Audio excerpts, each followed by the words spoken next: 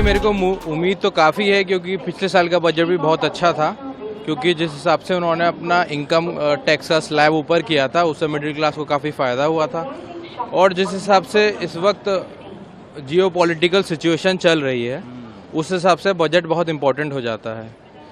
क्योंकि इंडिया अपने आप को एज अ सॉफ्ट पावर की तरह अपने आप को शो करता है। इस चक्कर में जो हमारे रिलेशन है दूसरे कंट्रीज से, उसके लिए भी बजट बहुत इंपॉर्टेंट होता है। जैसे हमारा ईयू के साथ अभी ट्रेड डील हुआ, तो वो सब भी बहुत इंपॉर्टेंट है। और अगर आप डोमेस्टिक इकोनॉमी की बात करें तो उसके अंदर जो शिपिंग इंडस्ट्री है उस पर भी गवर्नमेंट बहुत फोकस कर रही है। मेरे को उम्मीद है कि इस बार उस पर भी काफ़ी चीज़ें आएंगी और इंफ्रास्ट्रक्चर में भी काफ़ी डेवलपमेंट हो रहा है।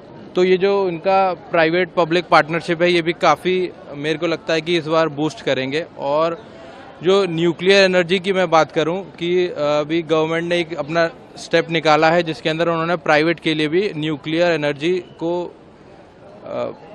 इंक्लूड किया है। उससे ये पता चलता है कि गवर्नमेंट अब जो है रिन्यूएबल एनर्जी की तरफ फोकस कर रही है और जो अपना डिपेंडेंस है क्रूड ऑयल के ऊपर उसको कम करना चाह रही है। क्योंकि आप देखें कि जब भी कोई भी जियोपॉलिटिकल सिचुएशन होती है उसमें क्रूड ऑयल के प्राइसेस बहुत ज़्यादा फ्लक्चुएट करते हैं। और जैसे कि हमारी गवर्नमेंट रिन्यूएबल एनर्जी जैसे विंड हो गया, सोलर हो गया, अब जैसे उनकी स्कीम आई जिसके अंदर वो हर घर सोलर योजना ला रहे हैं, इन सब से मेरे को लगता है कि रिन्यूएबल एनर्जी में ये और ज़्यादा इस बजट में आएगा। उद्योगी हूँ। मेरा आज के यूनियन बजट से एक्सपेक्टेशन ये है कि जो एसेंशियल कमोडिटीज़ है, जैसे कि फॉर एग्जांपल एक गैस बर्नर, एक 2 स्टोव गैस बर्नर एक मिडिल क्लास, एक लोअर इनकम के क्लास के व्यक्ति के लिए बहुत ही एसेंशियल है। उसमें भी 18% जीएसटी है, उसको कम किया जाए। आजकल एयर पोल्यूशन इतना है, एयर प्यूरिफायर्स पे जीएसटी कम किया जाए और उसको चीपर किया जाए। एंड जैसे हर साल में हम लोग का एक्सपेक्टेशन रहता है कि इनकम टैक्स स्लैब को रीडिफाइन किया जाए।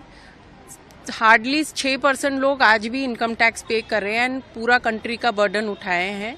और उसको जैसे हम टैक्स का स्ट्रक्चर ऐसा हो कि मैक्सिमम रीच हो, टैक्स पे जो टैक्स पेइंग पॉपुलेशन और बढ़े और सिर्फ सबसे ज़्यादा बर्डन ये 6% पे ना आए।